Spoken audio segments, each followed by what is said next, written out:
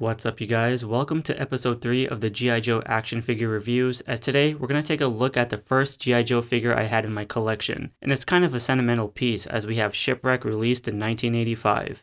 As a quick backstory to this figure, my earliest memory of acquiring him was visiting my aunt's house in Ohio during Christmas vacation, and I remember vividly going to Toys R Us with some leftover snow around the store and seeing this on the pegs and getting it. When returning home, I did lose this figure, and truth be told, I wasn't even aware of his name or what the brand was. However, when I got reintroduced to G.I. Joe properly years later, which will be saved for another review, I discovered that this very figure was in fact a G.I. Joe, and lo and behold, it was Shipwreck. Crazy how things turned out.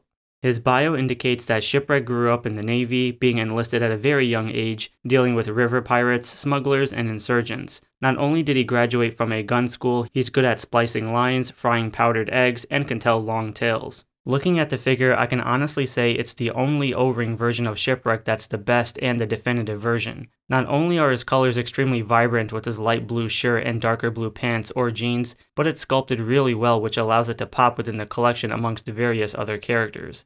His face has a good sailor sculpt with a full beard and mustache that splits in the middle. I like how it's more subtle with a straightforward expression rather than looking too macho or conceited, if that makes sense. The eyebrows curve and his sailor hat has some good indents and contains minor details that shows you they did the best they can for its time. The torso has a deep cut showing off his manly chest, and aside from the two pouches on the uniform, maybe the buttons should have been a different color, but it's still good. I like how the screws are colored blue to blend in with the articulation for its shoulders, as the short sleeve shirt shows a painted insignia to identify his ranking. There's also a tattoo of a shark and anchor on the right forearm. The left arm has a white band, which is utilized for his pet Polly to sit on, and other than that, the black gloves look cool. The bottom half has an awesome looking belt buckle that's more on the copper or goldish color scheme, and it's sculpted pretty well. I love all the small details on it surrounded by the blue straps to contrast against the blacks. One thing to note here is that the waist does contain a hook which can be utilized for his rope accessory, but because this is such a fragile plastic, I can't stress it enough that fidgeting with it will definitely cause it to break.